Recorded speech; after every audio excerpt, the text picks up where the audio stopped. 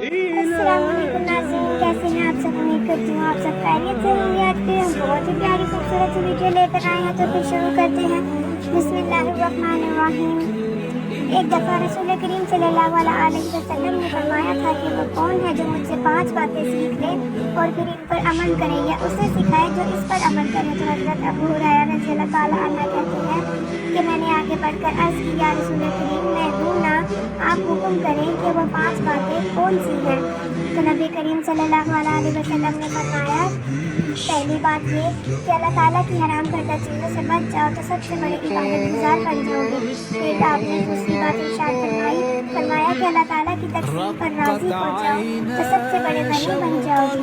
फिर आप सल्लल्लाहु अलैहि वसल्लम ने तीसरी बात इरशाद फरमाया कि अपने पड़ोसी से उसमें सलूक करो तो तुम मोमिन बन जाओगे। फिर चौथी बात इरशाद फरमाई कि तुम लोगों के लिए वही चीज़ पसंद करो जो तुम अपने लिए पसंद करते हो तो बेहतरीन मुसलमान बन जाओगे।